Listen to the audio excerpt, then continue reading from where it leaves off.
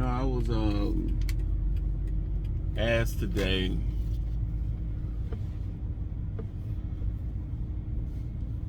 why is it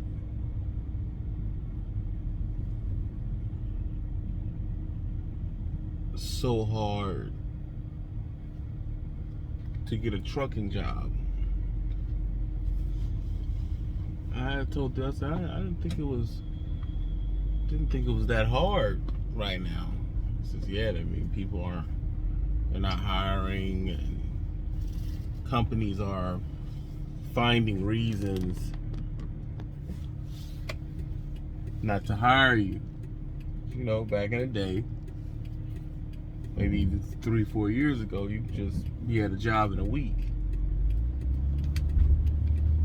Well, I said, look, man,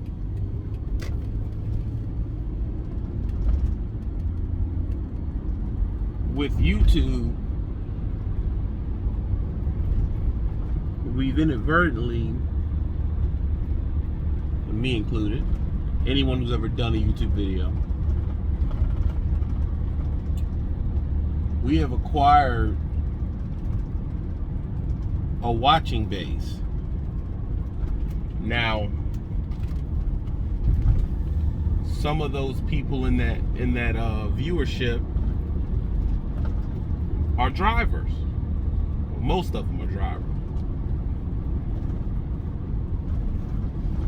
Some of those people are also in the is in the office.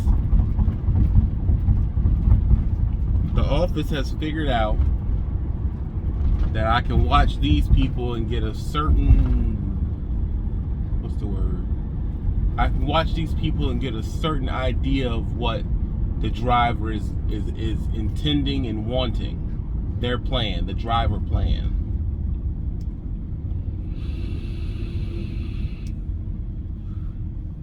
Well, how do you know this?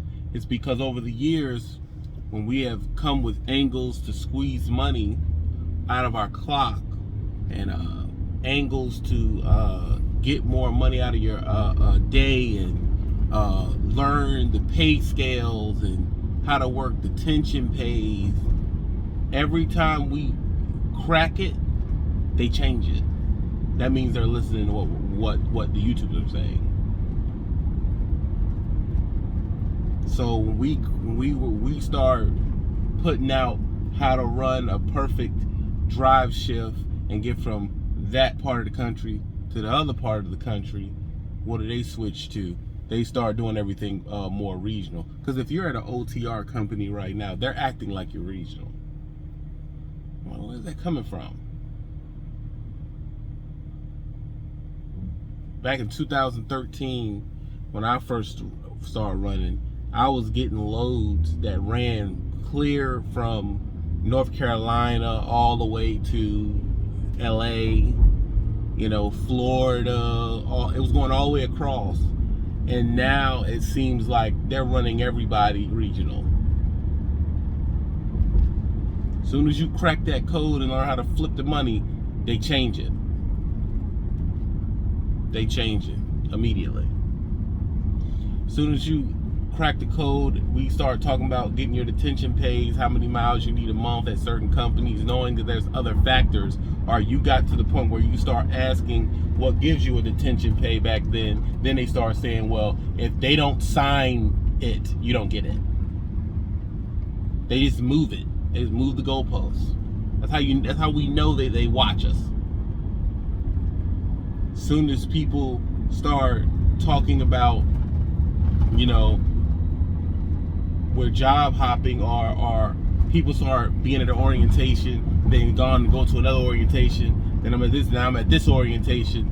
Now they're doing the thing where over 3 companies you can't come here.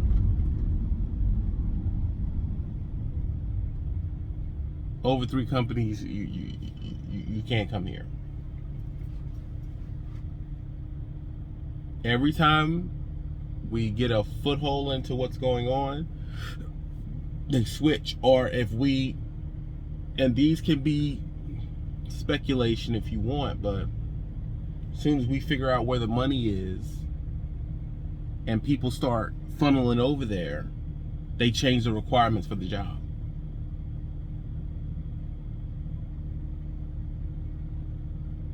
When I first got to Melton, you can go there with nothing. I don't know if they change it. I don't know if they change it back and forth. When I first got there, you go there as a student. More the videos got out, then it was like you needed 6 months. They stopped doing the student shit. I don't know. Same thing with CR England. You used to go there with nothing. Now you got to have a permit first, and they change things around. That's how you know that they're listening to what we're saying on here.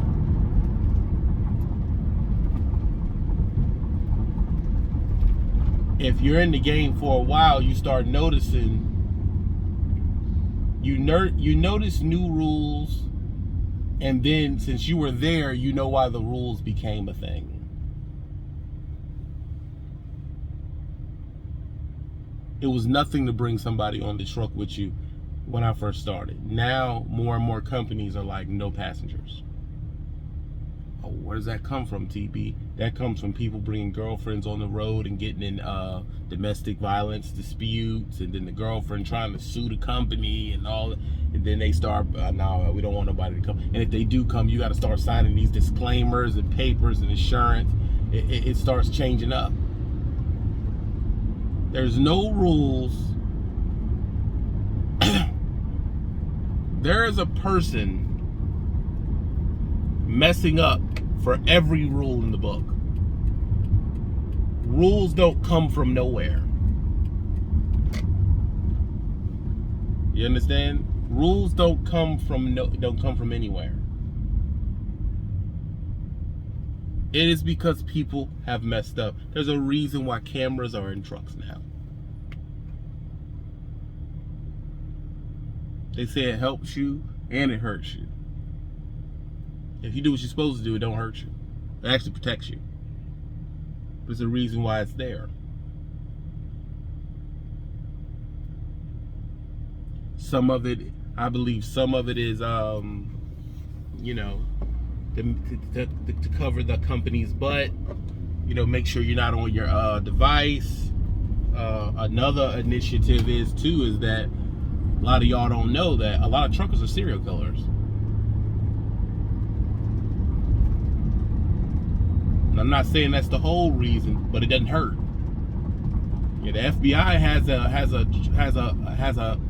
has a list, and they're saying there's 25 freaking serial killers that are active right now, and they believe the only way they could be avoiding capture, that they have to be truck drivers.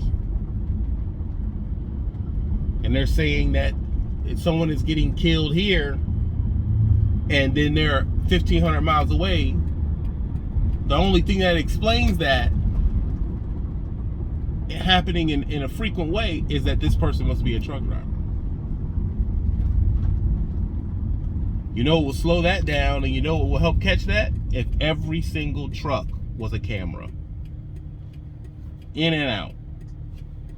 Just a theory, don't forget about it. You know, what are you gonna do?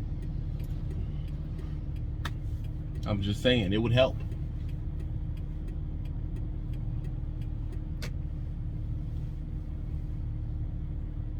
And I bet you Truckers Against Trafficking, you know, will help with that too, which it needs to, because that's a great initiative that's out there. Truckers Against Trafficking, I totally support it. But everything that is done, they change. So what I warn the next generation who's coming in here, who's younger, the same way what my father's generation did with running illegal is to the Qualcomm coming into the truck, the e-logs, because we like to blame them for that. The same thing that whatever my generation did calls for the rules that are on y'all now. And my generation came with the YouTube. So now when a company deals with you. They deal with you in with the thought process that I can be canceled. That wasn't a thing before. My company can be catastrophically affected by one driver. You know, when I first got blacklisted from the big companies, you know, I took it personally, but after a while, their risk assessment and strategy is not wrong. It's not wrong. That's why I say the worst thing you can do for your career is do YouTube. They're not wrong. But I also look at it on the other hand as, so you prefer a driver you can abuse. Because if you have a problem with me having a YouTube, that means you know that your product is flawed. On the other hand, you're basically saying, you're doing the same thing the driver is saying about the camera. The driver don't want no camera pointing at them, and neither does the company. Neither does the company. The companies that don't care if you do it feel like they got a good product and they feel like it's free promotion. The companies that do care, some crap is going on and I don't want no light on this. The driver that has a good driving record does what he's supposed to do, says screw the camera, bring it. The driver that's on his phone, distracted driving, having problems, says he doesn't want one.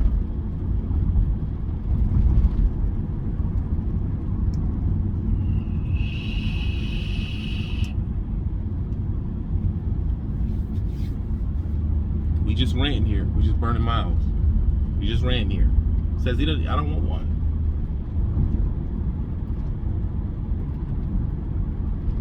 The worst thing I ever could have did, besides doing a YouTube, to my career is get standards for the way that people treat me.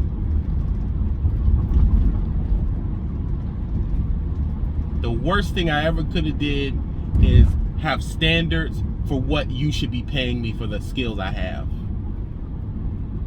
The worst thing I ever could have did for my career is require you to treat me as an adult. Those are the worst things besides doing a YouTube you can do for trucking. Because trucking wants to treat you like a kid. They want to talk to you any kind of way. They want to send you places that don't make sense, and even they want you to work against your own check and be happy to do it. And when I got to the point where it was like I refused to do that, first of all, that wipes off every mega carrier on the planet. Because yeah, you can make money, but there's also times where DMs send you on dummy missions that you know that this doesn't pay me no money. Oh, take this here, sit on it for 2 days. The appointment ain't for 2 days after you get there, which means you're sitting for free. And be okay with that. And when you say no, there's a problem. That means that I want you to be okay with working in your own demise as far as your check goes. I want you to work against you getting paid and be happy for it. When I start getting to that point where if I feel I'll say no, it was over from that point on. I was officially problematic. I was officially problematic. Then that on top of the fact that I do YouTube, I was double problematic. Then that on the top, I didn't take their, oh, you can make a lot of money deal, because I got that from Prime. Hey man, you know, why does everybody want to watch you? Man, you know, you can make a lot of money. I got that. I got that sit down.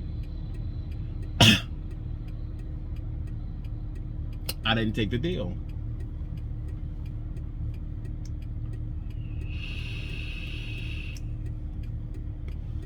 A person would ask, why? Number one, the deal had no numbers. It was more of a do right by us, you'll do all right deal. It wasn't, I like my shit written down. If you're not hitting me with numbers, this isn't a deal. This is a, I know you're here, and if you say what I like, I'll you know, it's one of them. It's not a quid pro quo. It's more placed as a, I know you exist, and I'm watching you.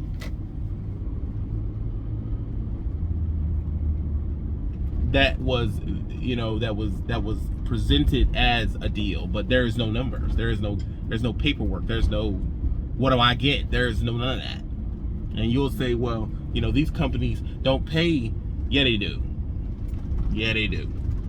You understand? These companies pay marketing deals. We all seen them.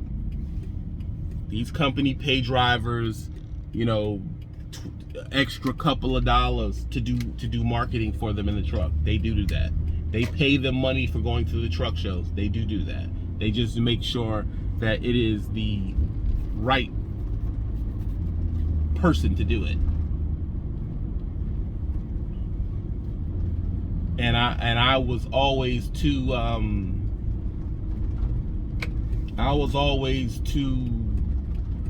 do I say it? I was too for the people to be caught into that deal. Because when they do that, then they can control what you say. And I have a thing about being controlled. I want to be able to say what I want to say. And what comes with that is a lot of extra BS that I wasn't willing to take. A lot of people coon, jigaboo. Nah, that ain't color. I'm talking. No matter what color you are. A lot of people jigaboo and coon, sugar stepped. It was a lot of sugar stepping going on back in that era. People showing up saying stuff they knew wasn't real to the truck show, signing people up, and next thing you know, won't even there 2 months later. There was a lot of that going on. A lot of preferential treatment, saying this is gonna be great, saying how many miles you getting. Yeah, you getting the miles, and then when the person get there, they don't get no miles. A lot of that was going on. You heard me? So I just didn't do that.